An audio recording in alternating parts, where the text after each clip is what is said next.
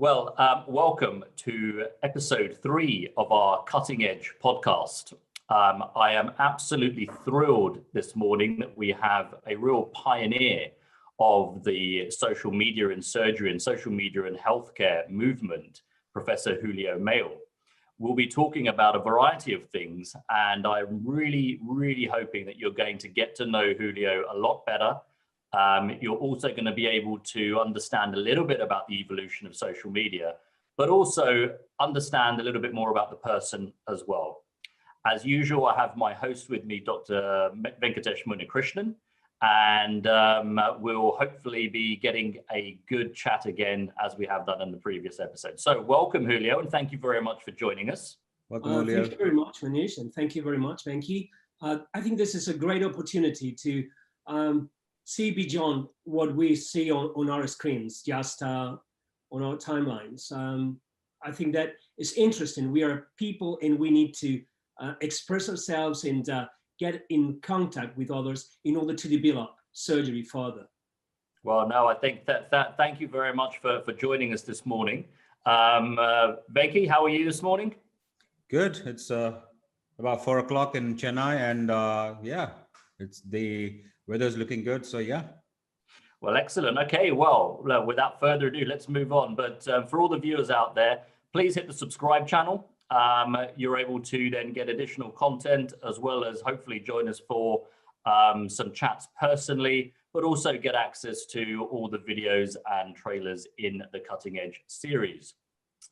So, Julio, we know you, I suppose, mostly from your work, both in the academic literature, but also popularizing social media in surgery. And that's been absolutely huge in recent years. I mean, we've seen it in every aspect of healthcare, and we've seen it in wider society as well.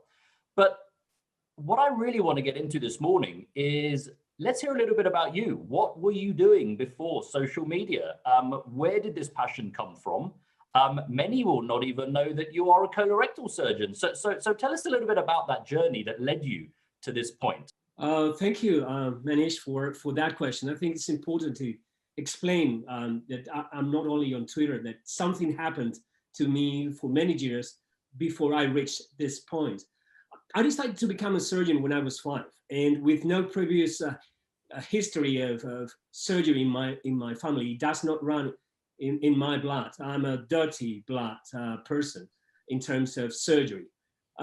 Then I studied here in Madrid. I studied medicine, and I started my residency training.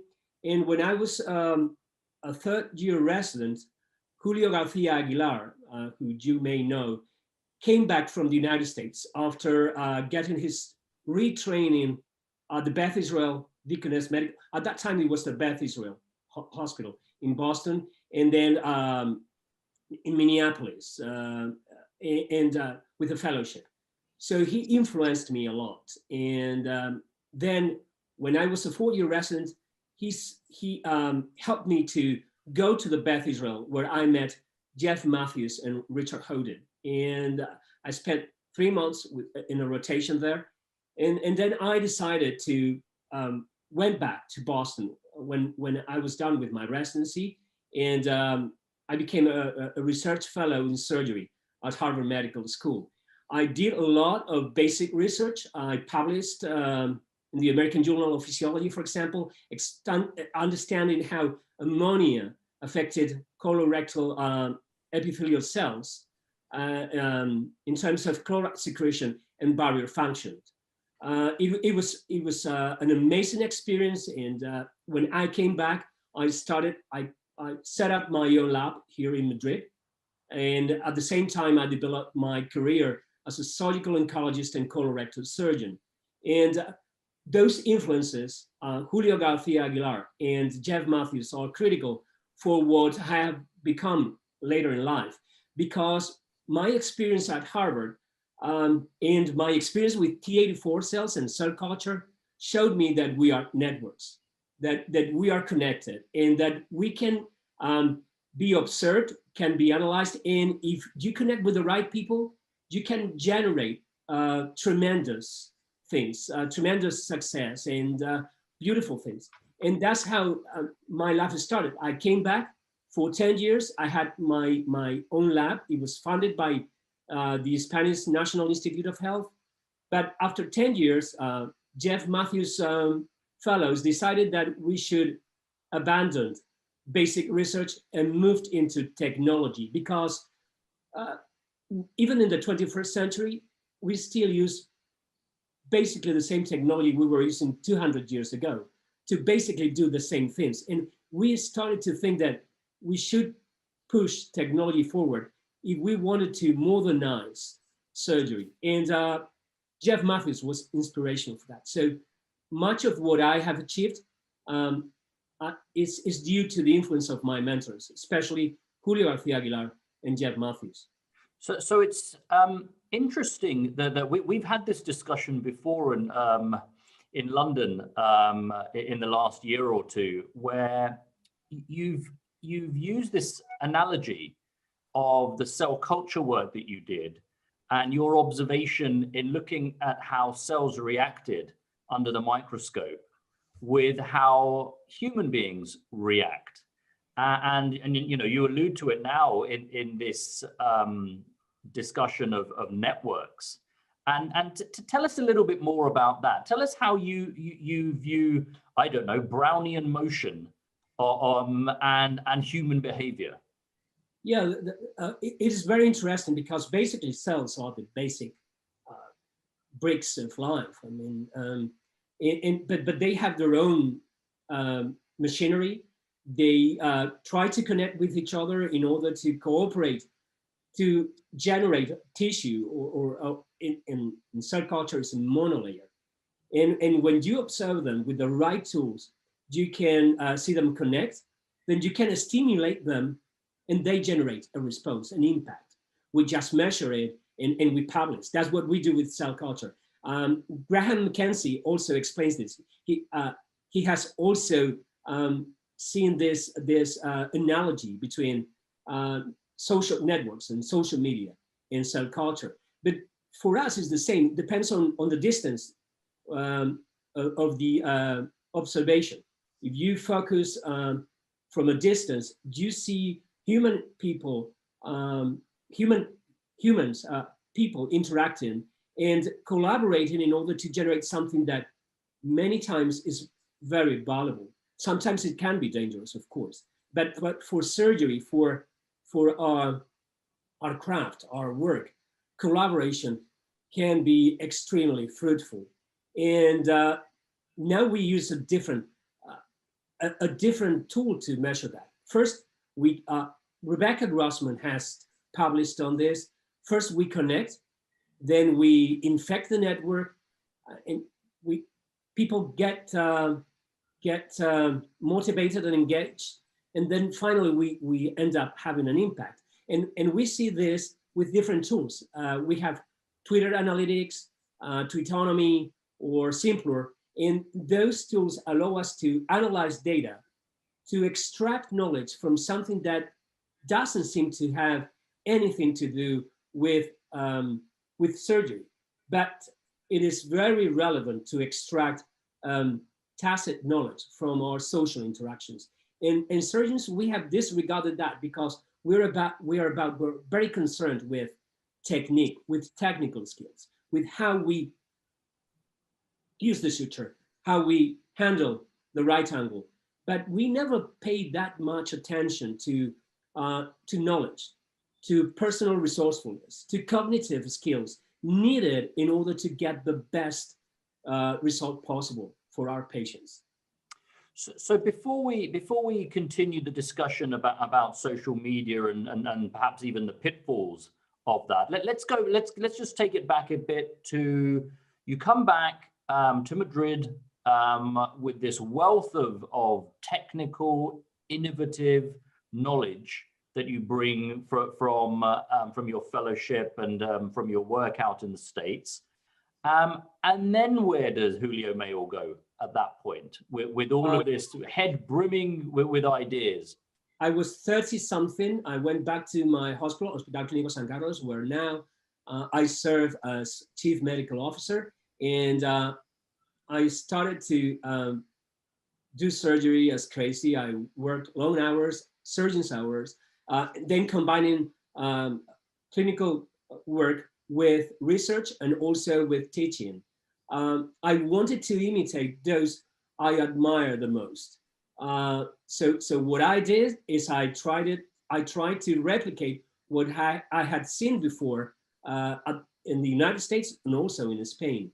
And for between 1998 and 2006, 2007, I worked very hard to get published, to be successful in terms of grants in order to support basic research. You know, a surgeon in Spain doing basic research, that sounds like a unicorn.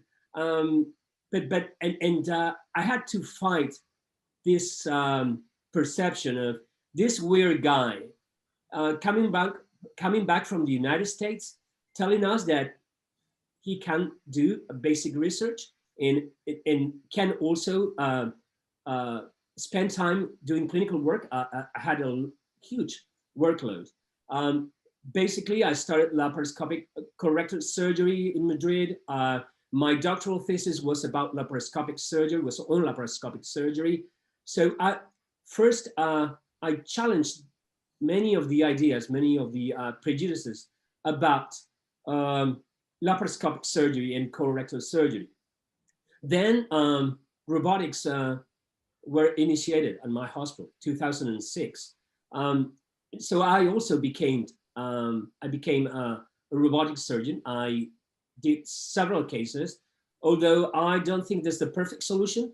It is needed. If you want to understand the future of surgery, you must be involved. You have to get engaged. You have to explore the options and then figure it out. Try to find your own conclusions. And in fact, we published a meta-analysis on robotic surgery in the Annals of Surgery in 2010. So technology has started to play a major role in the development of my career. So initially it was basic research, then technology. And because of my exposure to the Beth Israel Harvard Medical School environment, I became like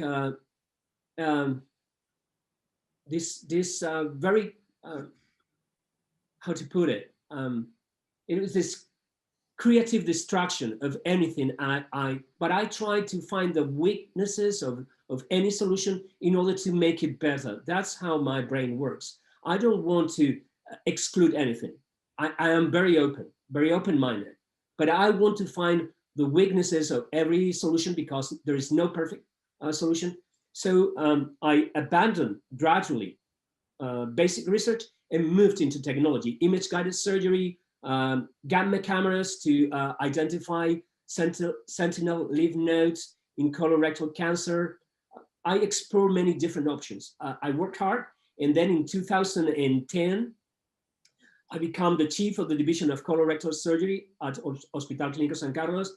And in 2011, I was appointed professor of surgery at Universidad Complutense de Madrid. So all my investment, my personal investment, which was fine with me because that's what I wanted, paid off because I achieved a level that helped me make decisions about what myself, and the team around me, the direction that I wanted to take. So I am very fortunate that first I was exposed to these people, that I was able to see how they think, because I'm more interested in how they think and what they do than in anything else, because I learned a lot from observing others. That's my nature. Great. Julio, I mean, you put it simply saying that I worked hard. We all understand what hard work means, and and it's important. There are several points which you brought out. One was finding your mentors, and I think that made a big impact. And the environment, you could have sat in Madrid, but you went to the United States. You exposed yourself to that environment where it got into your head, like, yeah, this is the kind of cutting edge stuff you should be doing. And also you kept up with time when you said, okay, basic science, I've done my time, but there's technology which is booming, in the 2010, I think you got onto it. And coming on to the next big part of your life, if I may say, is social media, because social media has changed the way we connect, communicate, disseminate knowledge, and has become instrumental for learning these days. So, could you share your experience and how you got into this space and technically driving it, at least in the field of colorectal surgery? Um, Very good question. Thank you. Let me reflect on this. If I step back, I see that I went from the microscopic to the macroscopic. But basically, I've been doing exactly the same. It's trying to understand the challenges that life poses to all of us. And human interactions are key in order to find responses. You cannot do it just by yourself. It is impossible. You need the help of others, mentors, colleagues, collaborators, students. Even when you are a professor, students teach you a lot. And then social media is just a way to expand your environment. Is not being just bound by geographical or time limits. Is that you can understand others' perspectives. If you speak two languages, that helps a lot, because language is culture. And if you can understand two languages, then your world completely changes. And social media has allowed me to learn much more than I could have learned just using conventional methods. So I started on Twitter on 2009 just to follow Jeff Matthews. Because it was the way to be linked to him. And since there are like 7 hours time difference between Madrid and Chicago, it was critical for me to learn what he was doing, because I had that need. And Twitter was the tool to solve that need. But as I started using it, I realized that it's not only a way to get information. It's also a way to exchange ideas, thoughts, and knowledge, which is more important. Because then if I understand how others think, then I can apply what they think after adapting it to my own circumstances to solve my own problems. And that is extremely, extremely important. I think that it is a completely a life-changing experience for me. I'm a different person, and I think that I have improved as a result of using social media, because now I'm more open. I understand others' perspective. I know that nothing is right or wrong, exactly right or wrong, because I read it, because it was published. I need to hear what others have to say about it. Of course, there are risks, and we can speak about risks later. But first of all, as human beings, we process information and then we generate knowledge. And social media is a very useful tool to do that. So, if somebody is just new to this space, social media, there are several platforms. And as a young surgeon, where should they start off, and how should they use it? I would recommend to use 2 mainly. If you're a trainee or a young surgeon trying to connect with others. LinkedIn, for sure, and Twitter. And who should I follow? Follow first those people you really know offline. It's very easy. You just start following them. Then connect with organizations, institutions, journals who share relevant information about your field. It's very easy. And then when you know the people and you get used to the platform, then start having conversations. Probably the first thing that you can do is just tweet about articles, a link with an article, and you give your opinion, and you try to tag others who might be interested in having a conversation with you related to that link, to that article. Then as you get more used to the tool, then you can start having more or deeper conversations about issues. And just try to be nice. Don't try to judge others. And if you really stick to the surgical world, it's really difficult to run into problems. And we are humans. We make mistakes, but we can fix them. And remember, Twitter is not that a big deal. If you make a mistake, it will go away in 1 or 2 days, unless it is a huge mistake, unless you really call names, you call people names, bad names, or you do something extreme. But if you just think that you have made a mistake, don't worry. It goes away as quickly as we can tweet and retweet others. So Julio, I mean, you've very eloquently described the huge advantages and perhaps even how to navigate into the world of social media and in particular on Twitter and LinkedIn. But of course, there's no such thing as a free lunch, as they say. And with the benefits, there are obviously going to be some downsides.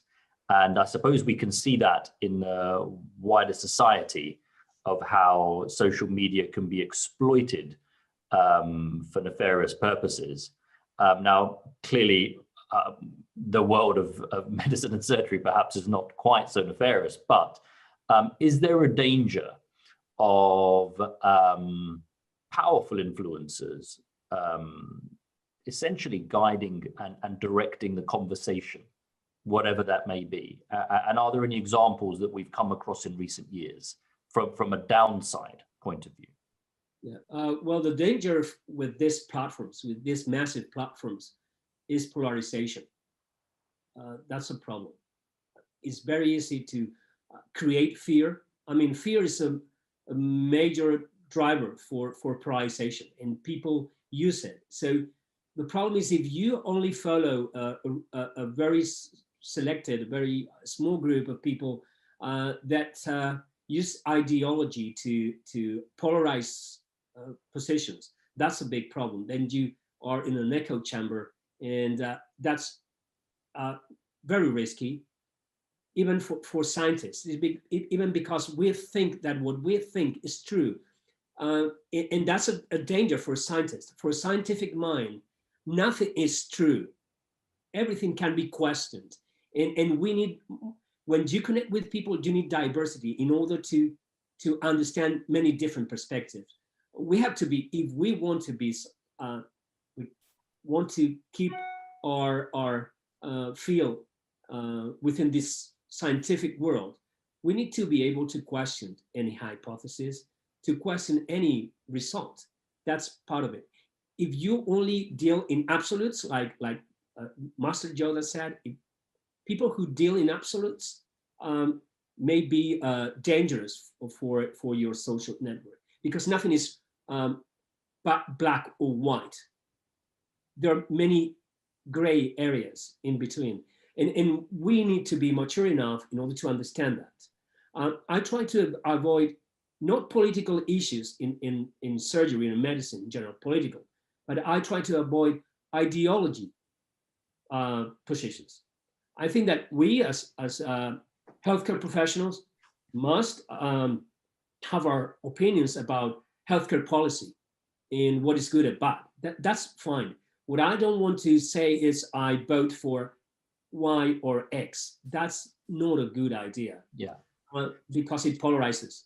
So I'll just extrapolate that argument a little bit, because you talk about in many of your lectures this idea of immediacy, and also, you know, we know from the literature the speed of transmission of fake news, for example, as well, and how quickly that can travel around the world. As Twitter is an open platform, and many people that may follow you or others or myself, Venki, may not necessarily be in our peer reviewed and somewhat controlled surgical or medical or scientific world, there'll be patients, there'll be members of the media, there'll be people that are interested in your opinion as someone with X thousand followers. So with a situation like coronavirus, for example, you may give your opinion on a mask or on social distancing, and that then becomes property of the public sphere. And you then have taken a political position somewhat indirectly whilst commenting on a medical matter, but one that is within the political sphere. So how do you navigate these more advanced difficulties? Because my understanding of the recent literature is if you have over 12,000 followers, you are designated a celebrity.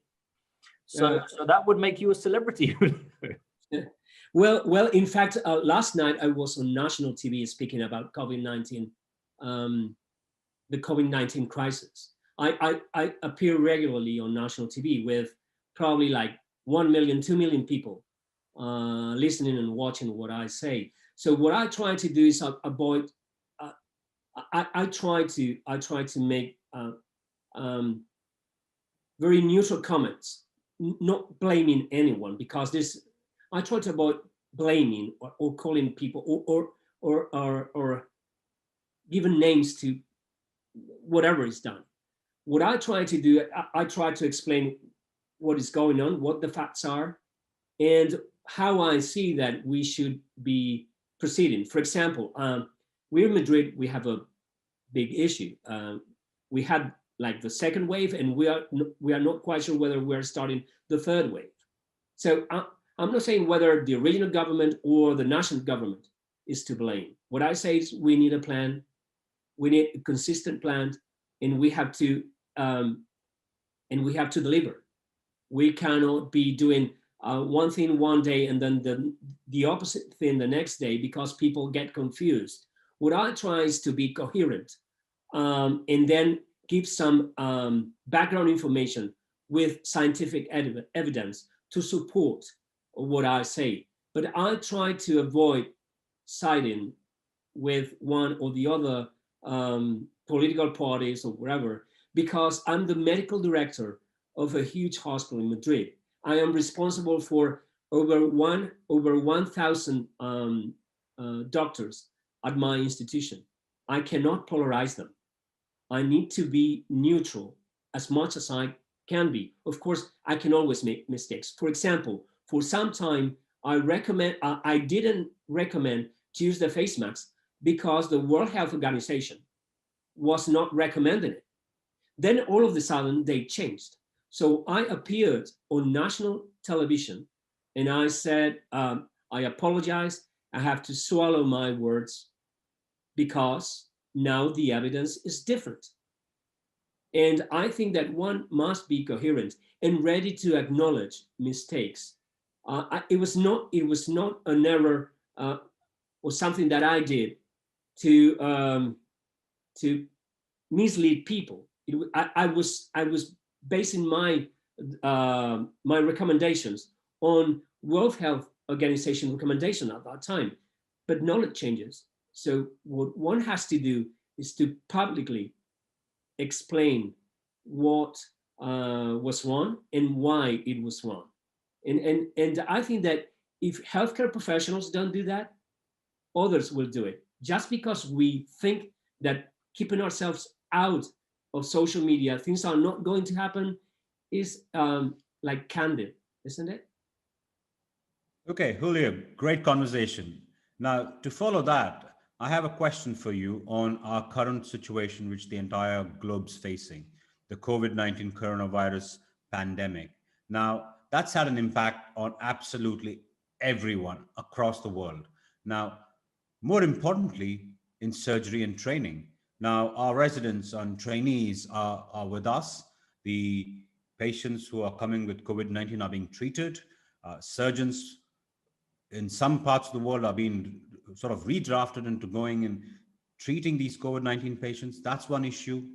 The second concern we see is that the training itself is affected.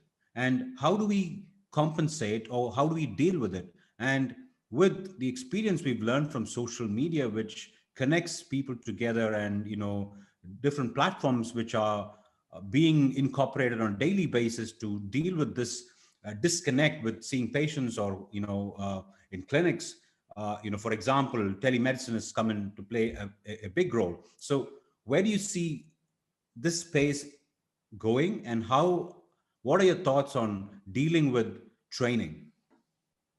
It's a very good question. First of all, the COVID-19 pandemic is more than a healthcare crisis. It's a social crisis.